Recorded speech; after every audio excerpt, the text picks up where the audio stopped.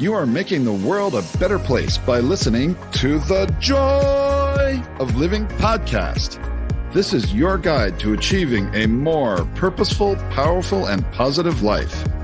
Join Barry Shore in unlocking the best version of you and becoming happier, healthier, and wealthier. And now, here's your ambassador of joy, Barry Shore.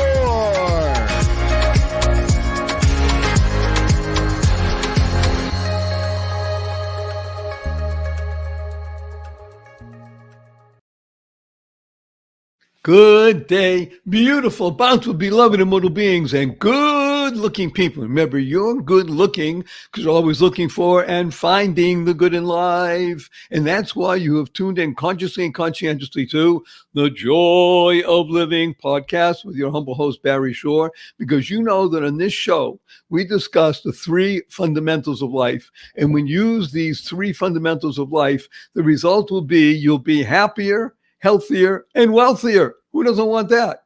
So that's what a good-looking person is, always looking for and finding the good in life and then sharing it with others. We're honored, humbled to tell you that we have now over 400,000 people listening around the world, and you're telling your family and friends because you're sharing this with at least 5 people. That's it, at least 5. You want to do 50 or 100, it's up to you.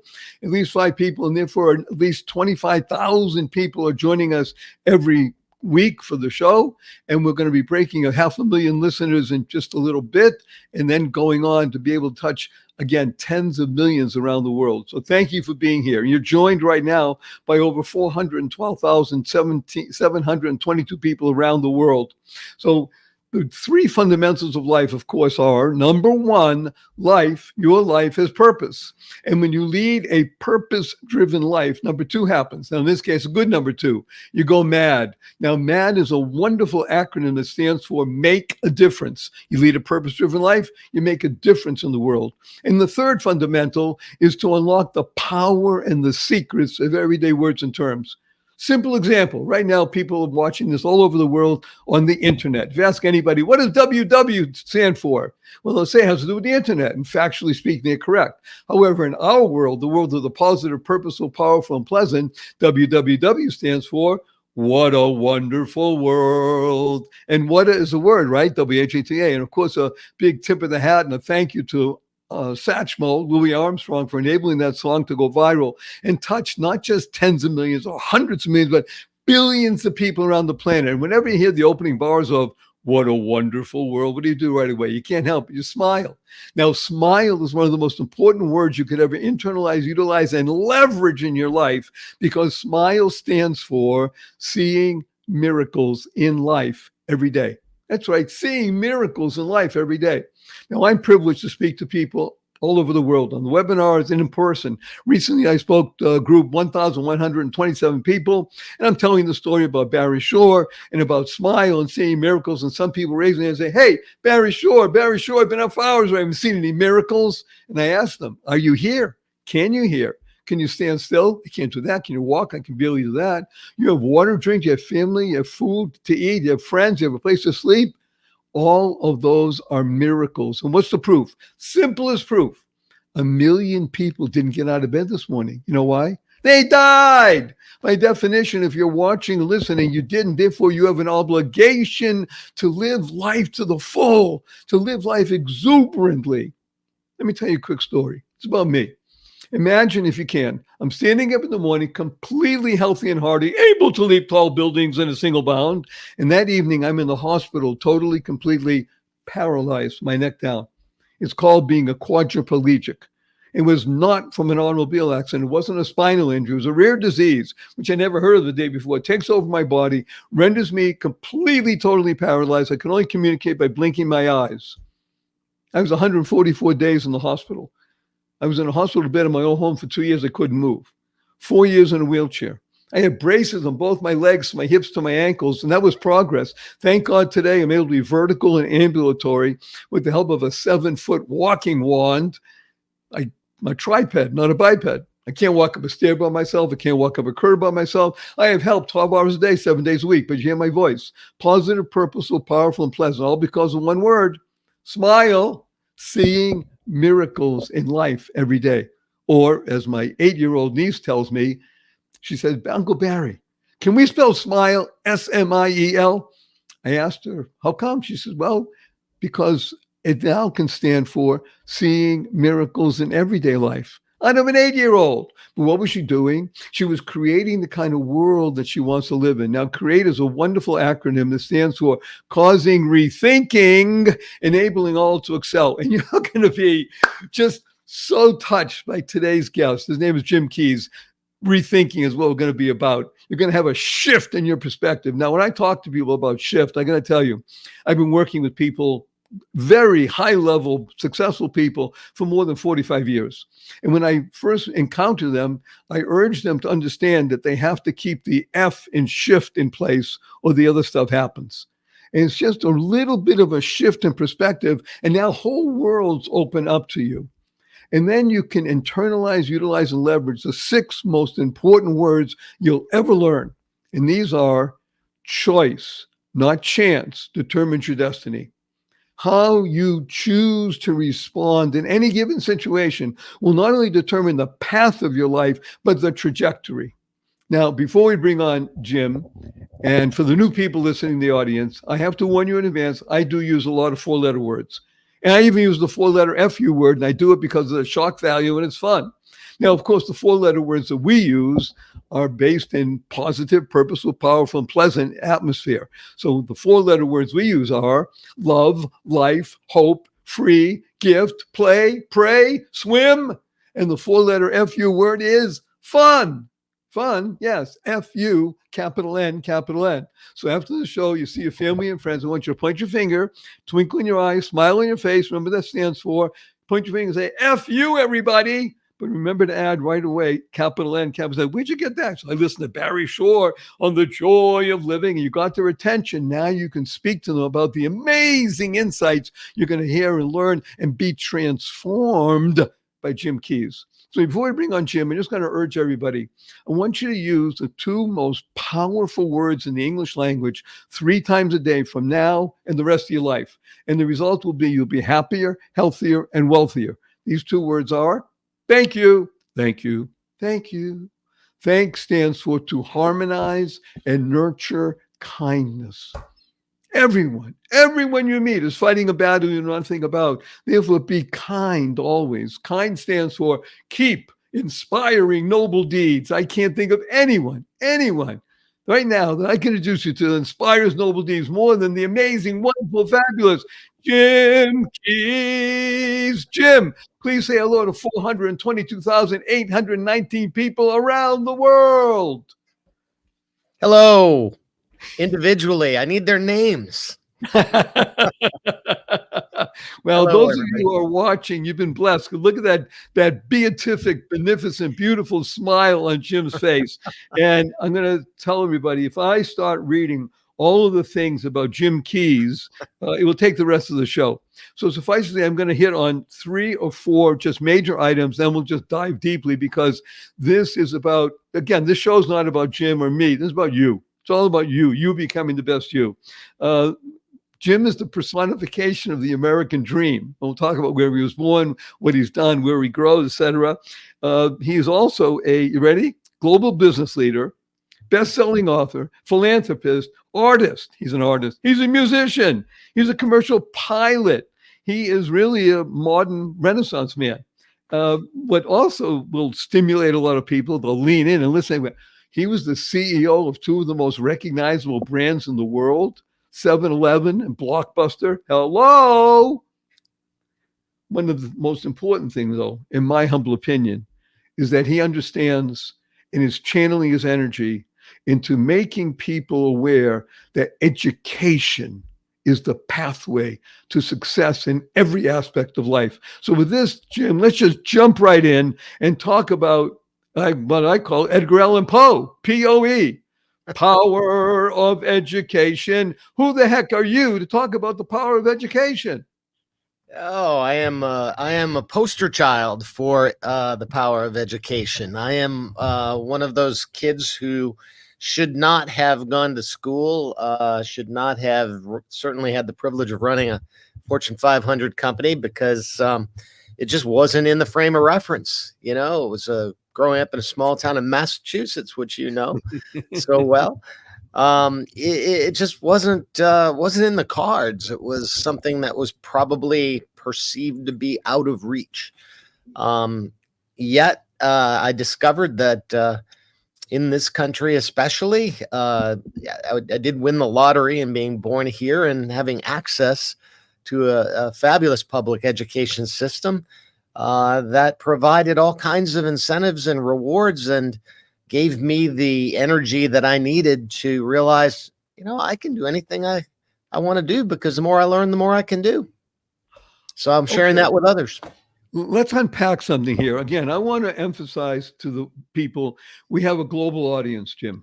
Yes. And I get notes, emails, texts, all kinds of things all the time saying, why do they love this show? Because it gives them the feeling that they're touching America. Mm-hmm. America is still a beacon to a lot of people in the world. And it's specifically what you just said, public education.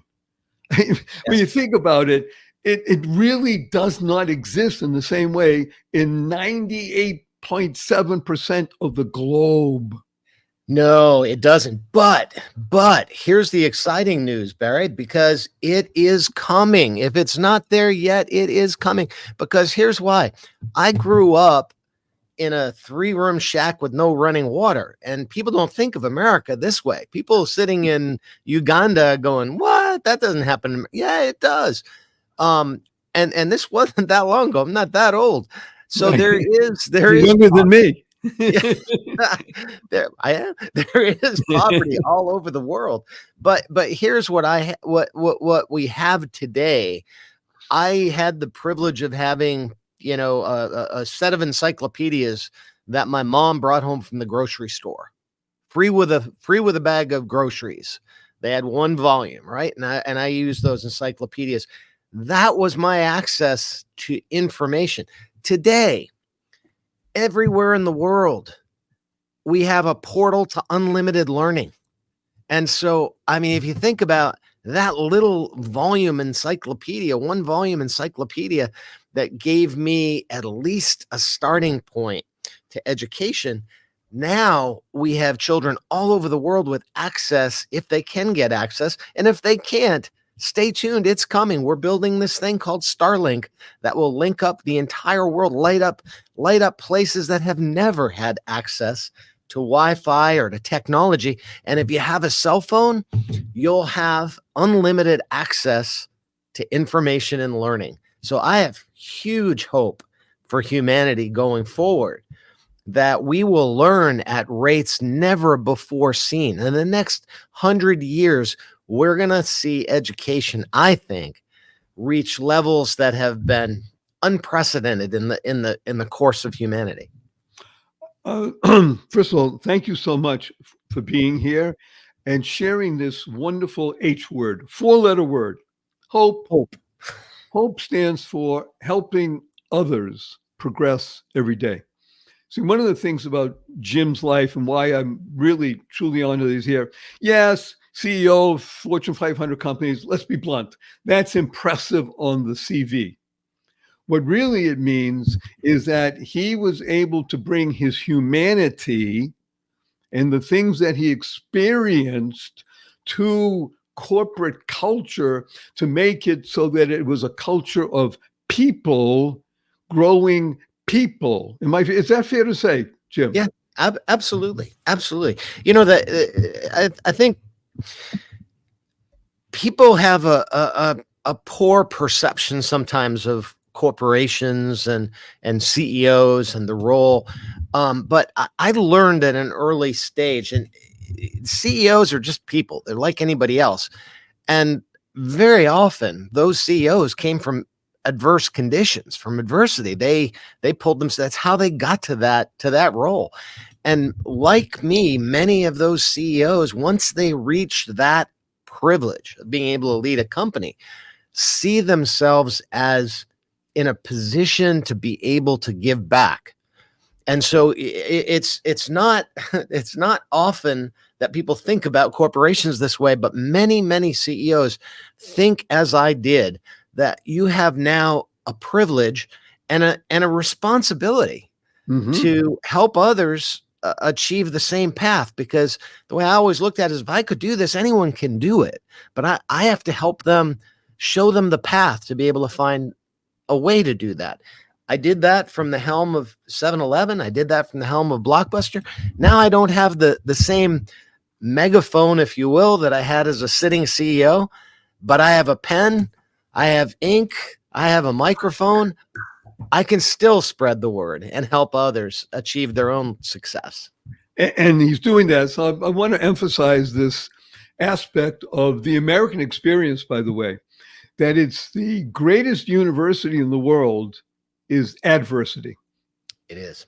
And it's in the history of America, recent as well as past. People can easily point to Abraham Lincoln, but we'll point to Jim Keyes. A small house, not running water. Hello, it wasn't a log cabin, but it was a place. He didn't have air conditioning growing up. I didn't have air conditioning growing up. First of all, air conditioning wasn't readily available, but that's even not the point. Even if you did have it available, it was a luxury. So when people think of America, they think, well, everything is perfect and wonderful. The genius of life is in the struggle. And I want to mention something that Jim has just said here, and it is truly, in my humble opinion, the genius of American business. And that is that it's built upon values, we call them Judeo-Christian values, that involve giving back, an obligation upon the being to recognize that just as I have received, I'm a willing recipient, I want to be a willing giver. Is that fair to say, Jim, that this is really an essential aspect of American business? It is. And I discovered in that role, you think about businesses being focused on shareholder value. Well, I discovered that it is such a part of the American ethos that corporations have this responsibility to give back, that I found that shareholder value and public service or public good are not mutually exclusive. And there are millions of examples. I mean, you got companies like Tom's Shoes that go out there and build an entire company. The actor that came up with a line, Paul Newman came up with a line, an entire line of consumer products goods that was billions of dollars worth of value in consumer products goods, with the whole purpose of it to give back. So yes, shareholder value and public good are not mutually exclusive. You can, in fact, find ways to improve return on investment and help the community at the same time, which is exactly what I tried to do with education, because candidly, the number one demand for an educated workforce is the corporate world, right? Right. This is a supply and demand issue. So we represented the demand. We had a problem with supply. We weren't getting enough educated individuals coming in to be store managers or franchisees. So we said, well, let's go grow our own. We'll go into the public school system and just show them the way. We'll show them, here's a $50,000 job. What you just said and articulated, again, is the American spirit, the can-do. Since we were not being inundated with great candidates, well, then let's go out and do it ourselves and show how. Again, that's an American mindset of being proactive and saying, look what happens when you go out to do good. Guess what happens? You build what we call an ecosystem of good. Everybody wins. Am I right? It's true. But Barry, it's not always easy, because here's what happens.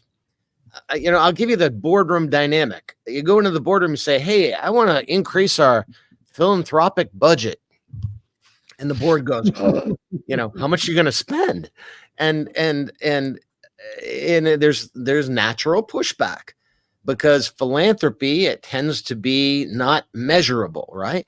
So I said, and it was an advantage coming up through all the chairs of the company when I rose through the ranks at 7-Eleven, because I had been chief financial officer. I understood the need for return on investment. and the balance sheet and how to be able to demonstrate, value in an investment. So I went to the board and said, well, what if I can bring back a measurable return on what I'm spending? And they said, well, you can't do that. How do you do that in philanthropy? It's charity. Well, let me ask you a big favor. Sure. On that cliffhanger, everybody, we're going to go. Hey, this is a commercial enterprise. We have sponsors that love us. We wouldn't offer them to you if we didn't vet them and think they're of value. So we urge everybody to listen in. And if you can, use what we're offering you. These are great people with great products, just like Jim is talking. And we'll come back and Jim's going to tell how you get an ROI on philanthropy. Oh my God, we're back right after this brief message. Don't go away. We Americans take about 20,000 breaths every day, and we spend an average of 90% of our time indoors. Now, the indoor air that we breathe can be up to 100 times more polluted than outdoor air. That's according to the Environmental Protection Agency. Indoor air pollutants can cause respiratory systems like sneezing, congestion, scratchy throat, and even more serious health problems like lung and heart disease. So what's the solution? Is there a solution? The answer is yes. I'm here to tell you about Air Doctor, the air purifier that helps filter out 99.99% of dangerous contaminants so your lungs don't have to. This includes allergens, pollen, pet dander, dust mites, mold spores, and even bacteria and viruses. I'm going to make a confession. I use it and we love it. Air Doctor comes with a 30-day money-back guarantee. So you don't love it? Just send it back for a refund minus the shipping. Go to airdoctorpro.com. Use the promo code JOY, J-O-Y, and you'll receive up to $300 off air purifiers. Exclusive to my podcast listeners, you will also receive a free 3-year warranty in any unit. That's an additional $84 value. So go and get this special offer now. Go to airdoctorpro.com, airdoctorpro.com, airdoctorpro.com, and use the promo code JOY, J-O-Y. You will thank me. Bye now. Good day, beautiful, bountiful, beloved, immortal beings, and good-looking people. Maybe you're good-looking because you're always looking for and finding the good. We found good in abundance. Our cup runneth over with good. His name is Jim Keyes. You know him from the roles he's performed as CEO in 2 of the most iconic brands in the world. However, his real mission in life is to open up the unlimited portal of education because that causes the greatest hope in the world. Jim is about to tell us how he, in a boardroom, can convince hard-bitten American capitalists that he can get an ROI on philanthropy. Okay, Mr. Keyes, how do you do that? So the first thing you have to do is figure out what's important to the company and its bottom line. So I looked at 7-Eleven as an example and said, we've got 400,000 employees. We've got, at the time, 5,000 store managers. They're turning over, at that level, they're turning over as much as once a year. And they're going off, they're learning, and they're finding another job. And there's a lot of money tied up in recruiting, retaining. You have to pay retention bonuses. You have to do this and that. Then you have to train new people that come in. So I stepped back and tried to measure, how much do we spend on training, on recruiting? And my goodness, it was many, many, many millions of dollars, as you can imagine. So we said, well, what if we reach into the public school system, show these young people a pathway, encourage them to get at least an associate's degree, maybe a 4 years degree, and we'll show them, here's a $50,000 a year store manager job at the end of this journey. And if they do go through that path, you can imagine how grateful those employees are, because they didn't even think they were going to go to college. They didn't think they'd ever make a $50,000 a year, maybe twice what their parents earn in their first year coming out of college.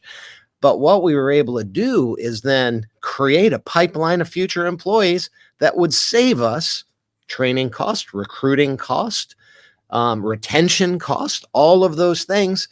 And at the end of the day, you could then say, what did it cost us to create this pipeline of employees, and what was the return in terms of the improvement in the costs we were otherwise spending on other things. Simple. It's math. It's business. What you just heard was one of the most important transformative processes in 2 minutes that you'll ever experience. And I love what you just mentioned here. It's not advanced calculus. It's not AI. It's arithmetic. Mm-hmm. And it was arithmetic, and I'm going to say it in this way, Jim, by looking from the other side of the pipeline. In other words, we have an interesting dilemma here. Here's what's happening. Well, how do we get around that? Do we pay less? Do we do more? Do we squeeze? And you came up with an elegant solution of saying, wait a minute, let's talk to the people who we can bring in and give them a vision, a path that says, it's worth it for me to study in school and pass these tests because I know that at that time, I'm going to have an opportunity. Exactly. That's what people want, opportunity. Exactly. And Barry, I'm gonna give you a gift here because you mentioned a word that I've been using a lot lately, and I'm gonna give you a gift. I'm gonna give you a way to use that word. I'm guessing in a way you may not have used it before. So here's the word: perspective. Remember opening that with that word, right? Perspective. All right. Right. Now I know you're going to talk about my book, but when I designed the cover of my own book, I wasn't happy with what the publishers were coming back with. And I said, no, here's what I want. And here's why. I want the world. And they said, what's the world got to do with education? And I said, no, what this represents is what I have heard from every astronaut who has ever left the planet Earth. They have something called an overview, a worldview. And what this represents is perspective. What's the difference between perspective and I'm going to give you another P word, perception? So the perception I had growing up as a kid is you'll never be anything. Look who you are. Just shut up and go to work in the factory like your dad. What's wrong with that? Nothing. But I somehow was gifted with perspective, the ability to step back and say, wait a minute, maybe I can. There's this thing called education. The more I learn, the more I can do. That ability to step back from your perception or what others are telling you is your perception, what you should perceive yourself to be. That difference between perception, which is based on a limited set of facts and a limited worldview, versus perspective, which says I can step back. I can even step back outside of the planet and look at this from a much broader perspective. And I can bring more data into the decision-making process. That difference makes all the difference in the world. And that's the difference between saying you can't spend money on charitable contributions. That's a perspective. I mean, that's a perception that you can't. Right. Perception is they had the wrong perspective. I used the wrong P word. Yeah, right. That's right. Their perception gave them the incorrect perspective. And when you cause them to shift, and remember, got to keep that F in place so the other stuff happens. Exactly. So they were looking without the F, and you're saying, let's shift it just a little bit. And then they said, well, go ahead and do it. Prove it. Exactly. The other P word, prove it. Prove it. Exactly. And all I did is bring data to the table, bring facts, bring information, bring knowledge. Isn't that cool? Okay. It's so cool. I love this portal to unlimited learning, bringing hope to the world, and the perception that people are leaning in right now. I pray that you're watching so you can see Jim's face and his expressions as well. If you're only hearing that, that's fine.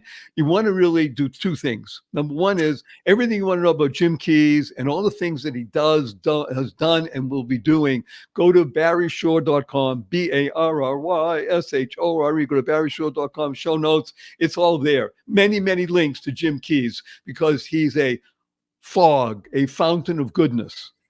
He lives in a fog. He's a fountain of goodness. Did you know that? You're a cog also, Jim. Oh, what's a cog? Stands for channel of goodness. child of God. Well, I like that. I like that. That's who you are. You've gone through the greatest educational system in the world, which is adversity. Opened up you moved from a limited perception to a global perspective and bring about the possibilities for humanity with hope, helping others progress every day. Exactly. And what we're going to do, we're going to come back later, Barry, to this issue of perspective, because it is, I think, the answer to more or less a self-help guide for humanity to be able to stop all of this noise and nonsense that is really driven by perception. All of the nonsense we're getting, memes on the internet that is framing people's perception, and they're parking their curiosity, they're parking their critical thinking skills, they're parking their creativity, they're putting aside values even in this in being locked into a perception that is not based on knowledge, not based on fact. And and if we don't turn this around, it's not good for humanity. But the good news is we can turn it around, because the antidote is knowledge. I'm not going to do it right now, but I'm going to leave you with an acronym, and then we'll laugh about it and we'll talk. I want to talk about something else right now. At some point, I'm going to do something with you. We're going to ready. You're going to learn to love dog poop. Okay. So let's go right now, though, to what I call the why, what, how. Okay. We're talking about education. Okay. Yes, well, let's talk about what should people learn? How can people learn? And let's go to even a rock bottom. It's foundational. Why? Now, if you're telling me the why is get a better job, make more money, oh no, that's an aspect. That's not really the foundation of why to learn, is it, Jim? Correct. It's a reason. It's not really the why. And before we get to the why, though, maybe we should go to the what. Okay, let's go. You're leading us. Okay, here's where the what comes from, because this is, people say all the time, Jim, how did you do that? How did you become a CEO? How did you pull yourself out of the trailer park? You're from Grafton, Massachusetts. Yeah, exactly. And Barry, I went upscale. I mean, they condemned my little 3-room shack. I ended up at the trailer park with Mom after she bailed on my dad because of the 3-room shack. So I mean, I kind of learned the ropes there. But how do you translate that into having the privilege of running a global company? Well, I break it down into 3 things, because I learned how to learn. And basically it created unlimited opportunity for me. But here's what I had to learn before I could learn.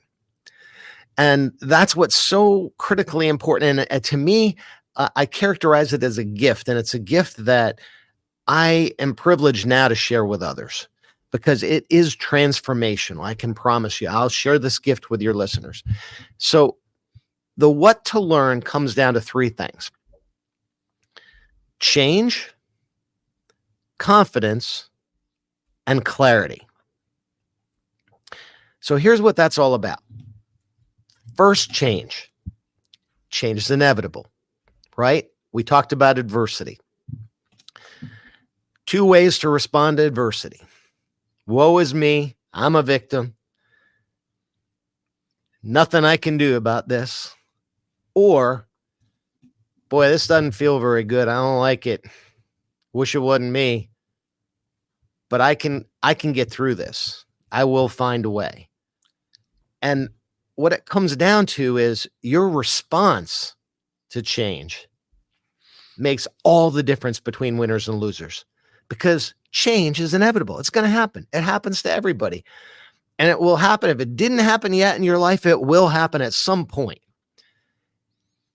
But get over it, because, I mean, think about change. It's the beginning and end of all commerce. Commerce comes from change. Something changed, and somebody came and said, I got a solution for that.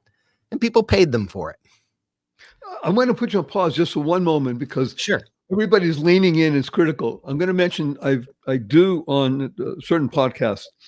The genius of the podcast is that you can access it whenever you want. The beauty of what we're doing right now is just lean in. Do not take notes right now. I urge you, just lean in. Let this flow through you and around you. You can listen the second time, have a pen and paper ready or whatever you do to take notes these days, and then write down, pause, and listen in pieces. And then do it a third time, because then it will sink in. It'll be internalized, utilized. You can leverage it. So with that, I urge you, let's continue with the second C. These are 3 C's. You said change, which is inevitable. The next one you mentioned is something called confidence. Yes. And what happens is our own humanity, our inability to process change because of fear, insecurity, imposter syndrome, whatever it is, we don't, as humans, process change very well. And so the result is we have an adverse response to change. We fight, we resist, we postpone, we do everything we can to avoid change, right? Confidence comes from the ability to recognize your own human weakness and say, look, no one's doing this to me. This is just happening. My response is up to me. I'm in control of my own destiny, and I can do this. Whatever the solution is, I will learn my way out of this problem. Ooh, there's that L word again. There's love and learn. Okay. Exactly. I can learn my way through this problem, whatever it is. And here's how. You ready for the here's how? Woo! The Change, confidence. Now the third C. Clarity. You ever wonder why you learn algebra? I did wonder about that. Yeah, most people do. It's like, well, I'm never going to ever in a million years. I need to know quadratic equations. What do you mean? Exactly. And I didn't understand it either until I heard Neil deGrasse Tyson. And you know what he said? He goes, I'm an astrophysicist. I never need algebra. But here's why I learned algebra. Here's the benefit of learning it. He said, you think about what all algebra is. You take this big, long equation, you lay it out on the blackboard, and it looks awfully intimidating, horrible. How am I ever going to solve this? And then you do one by one. You simplify it. You go to the parentheses first. Remember that? Yes. First, you solve 3 plus 2 inside the parentheses. And then you go to the division and the multiplication, and step by step, you take it down, you solve for that, and you solve for that, and you solve for that. He said, you know what algebra is? It's a metaphor for life. Life is complex. You look at this big, hairy, awful problem, and you go, oh my gosh, I don't know what I'm going to do. And you freeze. But he said, what algebra teaches you from the time you're a little kid is you go, no big deal. Start with the parentheses. I'll take this complex, hairy mess of a problem, and I will solve it piece by piece by piece. I'll break it into simple terms. So first of all, I can even understand it. And I can't understand, I can never solve it. But I will break it into pieces I can understand, and then I'll digest one by one by one. And you know what? It's not that bad. I think I can solve this. That is clarity. So there's a book that everybody needs to be touched by. Did you hear me? I didn't say buy it. I didn't say read it. You need to be touched by it because it's transformational. Education is freedom. Again, it's in the show notes. Go to barryshow.com. And what you also want to do, because we now have right now, the ticker says 448,922 people. Share this with 5 people. You want to do 50 or 100, it's up to you, but at least 5. That way we can touch 2 million people around the planet. Because it's opening up, as we said, this channel of goodness. Once you open up the channel, then things begin to happen, things flow. It's the world today. It's not like it was 10 years ago, 20 years ago, 30 years ago. And it will be, by the way, people will be watching this 100 years from now. You said that at the beginning, Jim. People are watching this show 100 years and I say, wow, they actually predicted it. That guy Keys was pretty cool. Yeah, the world is happening and it's growing and it's getting better because people are contributing. Everybody wants to be a giver and you want to enable others to help. Okay, so you talked about the what. Okay, keys. What's next on the W list? Okay, well, then you got to figure out, well, it's not a W, but how to learn. Well, how has the W at the end? That's all. Wow, the wow to learn. Right. Or the who. So, I tried to, in the interest of clarity, in the interest of simplicity, and I love some of the wisdom from either ancient philosophers or guys like Einstein. Einstein said, if you don't understand something well enough to explain it to a 6-year-old, you don't understand it well enough yourself, right? That's the essence of clarity. So I tried to say, okay, now I got to tell people how to learn, how to, oh boy, that's going to be a chore. So I better break this thing down into some pretty simple terms so people can wrap their heads around, oh, well, that is how to learn. And maybe I'm not doing some of that. So here are the 3 C's. And I try to keep this simple. I call it the C suite of learning. 3 C's to what to learn, 3 C's for how to learn, 3 C's even for why to learn. So on that high note, on that cliffhanger, which is another C, on that cliffhanger, again, we have wonderful sponsors. Don't go away. There's more Jim on the other side of this. You're going to love it. And we'll be back. Brief message. Here we come. Another C, a commercial break. Yeah, see. I love this guy. What if you could shop at your favorite local stores, swipe your current credit card and get extra cashback rewards? And what if you could also have donations sent to your favorite cause at no extra cost to you? What if this amazing program was absolutely free and very simple to set up? Well, What If is here. Welcome to Einstein Cares, where your everyday shopping gives you and your favorite cause extra money. It's fast, it's easy, and effortless.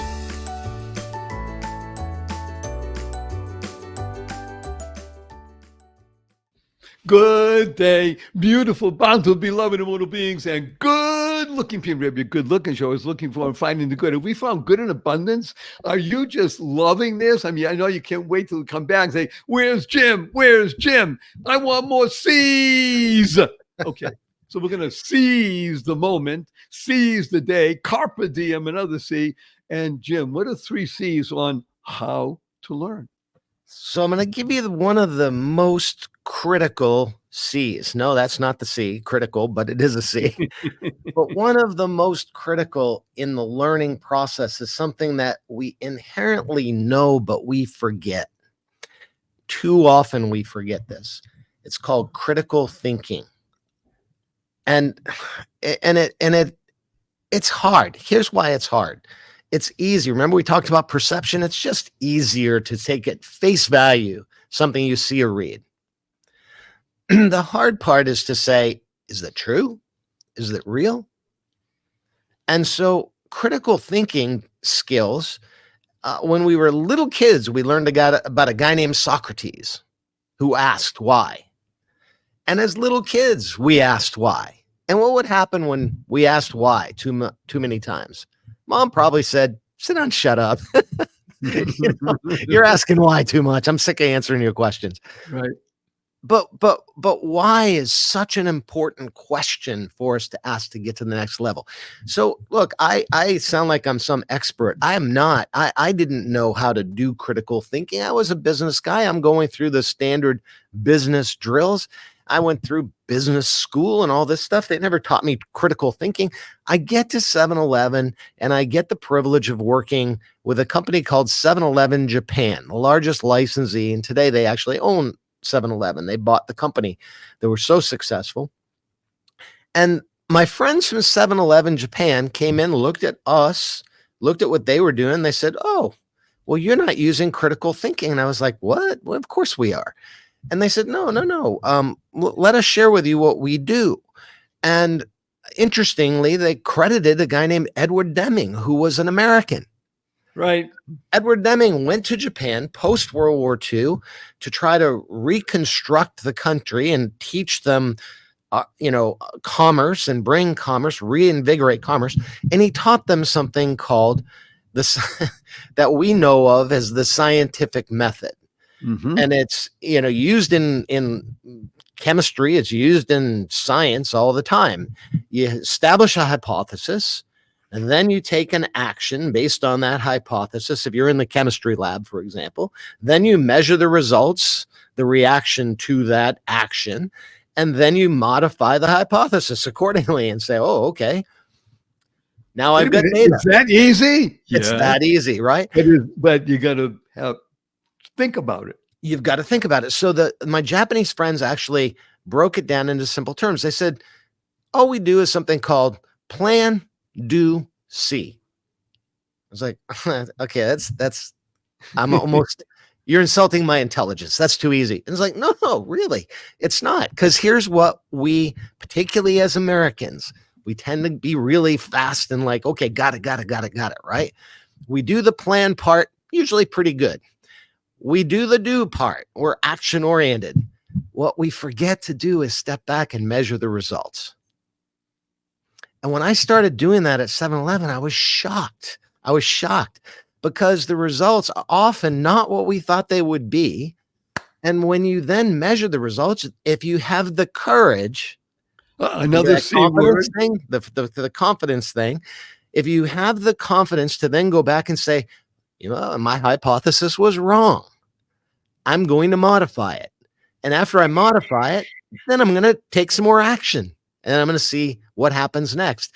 And then I'm going to measure those results. You know what that is? You've heard of Kuritsu, the continuous improvement cycle that the Japanese have. That's the origin of it. All it is critical thinking. All it is the ability to take an action, to have a point of view, take an action, measure the results, and then step back and do it again. And that constant thought process helps continual improvement, whether it's our continual improvement as individuals, a company's continual improvement, or even society's ability to continue to evolve positively. Critical thinking. And it did bring results on what we'll call the triple bottom line, but for the moment, the bottom line aspect of 7-Eleven. Huge. It took us literally from 10 years domestically. So 7-Eleven Japan was doing wonderfully. We're going, man, we're having trouble selling a fresh hot dog, and you guys are selling fresh sushi, restaurant quality sushi. How are you doing this? And we modeled their decision-making process. We adopted their use of technology, which was wonderful. So armed with data, we were able to go from 10 years of same-store sales decline in the United States, 7-Eleven stores, to 10 years. We had almost 40 quarters when we sold the company to the Japanese licensee. We had 10 years of same-store sales increases based on this relatively simple process of using critical thinking to make better business decisions and constantly improve. One of the beautiful pieces that you did say here is that it was brought to post-war Japan, which, let's be blunt, post-war Japan was a decimated society. For their benefit, what they were able to do was pause, a good pre-word, and look at their perception of themselves from a new perspective, understand that freedom, that education was the key, and when an American came, not only was he welcomed, he became a national treasure, if I'm not mistaken, Mr. Deming. Absolutely. And in addition, another wonderful American named Peter Drucker. Yes. He made his reputation more in Japan than in America. Yes. And he came back and he was able to help American corporations and others find their greater path and their greater good. He was able to unite that which is the most beautiful of human beings. I'm smart and I'm good. And I think that's what you're articulating here, Jim. I realize this is that from the C-suite, from the corporate structure, You want to be smart. How do we maximize the value of our enterprise for shareholders? And shareholders means people who come and buy our products as well. Yes. And at the same time, how do we do good in the world? Because if we're doing both of those, now you're leveraging everything. This is fabulous. I'm actually hesitant and loath to say the following words. We work with a clock. We're at the time limit for today. So I have 3 questions for you, Jim Keys. Are you ready? Yes. 3 quick questions. First question, will you come back again? Oh, yes. Oh, thank you. Number 2, Jim That was Keys. easy. Thank you. Jim Keys, you have 80 seconds to answer this question. Now, in your role and the perspective that you have in life, what is your most fervent desire?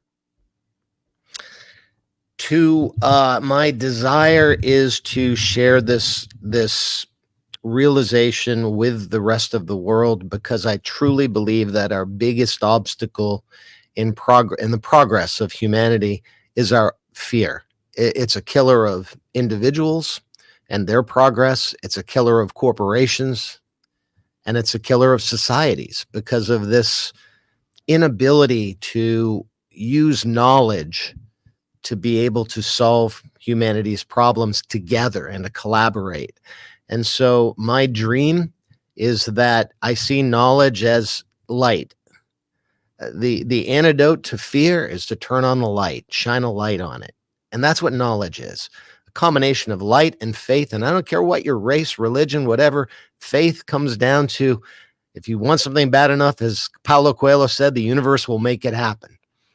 Or Yoda teaching young Luke the Force, whatever you want it to be, whatever your own belief, that combination of faith and knowledge represents light. And what I wish to do is to hold up a torch and to be able to illuminate the path for others by being able to get them to use light to shine that light on knowledge that will eliminate their fear and hopefully help us solve your personal issues, your corporate issues, but more importantly, our collective issues that are troubling humanity and keeping us from moving forward. Amen. You will be successful in your mission, sir. And the third question, may I give you a hug in front of 431,811 people around the world? Sure. Let me tell you what HUG stands for. I can't wait. Heartfelt, unlimited giving. Can I give you another? Can I give you a hug back? Together. 1, 2. No. Wait. Whoa, you got a hug word. My hug for you. Yes. It's heartfelt, unlimited gratitude. Woo!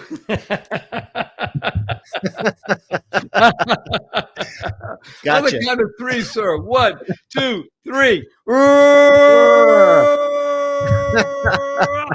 This is the joy of living with your humble host, Barry Shore, and our amazing guest, Jim Keys. Remember that this show is all about you. Y-O-U, you becoming the best you possible. And we discuss the 3 fundamentals of life, which are, of course, number 1, life. Your life has purpose. You lead a purpose-driven life, you go mad. Jim is a madman. MAD stands for make a difference in the world. The third is to unlock the power and the secrets of everyday words and terms like WWW. What a wonderful world. And when you do all this, you'll be happier, healthier, and wealthier. Who doesn't want that? Use the acronym for SMILE, seeing miracles in life every day. Or as my 8-year-old niece says, seeing miracles in everyday life. Therefore, you create the kind of world you want to live in. Remember, you're moving from perception to perspective, causing rethinking. That's what Jim taught us, causing rethinking, enabling all to excel. And therefore you can shift your perspective, keep that F in place so the other stuff happens. And then you can internalize, utilize, and leverage the 6 most important words you'll ever learn. Choice, not chance, determines your destiny. How you choose to respond in any given situation will determine the path of your life and your trajectory. Use 4-letter words. Now remember, we live in the world of the positive, purposeful, powerful, and pleasant. Love, life, hope, free, give, play, pray, swim.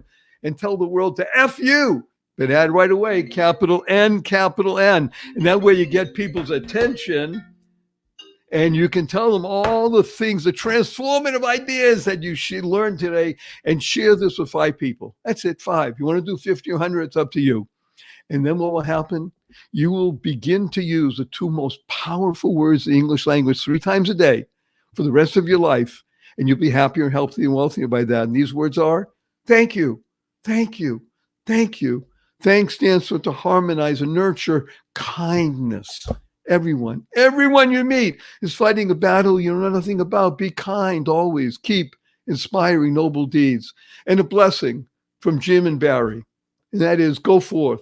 Live exuberantly. Spread the seeds of joy, happiness, peace, and love. Go mad. Go make a difference. Jim, don't go away.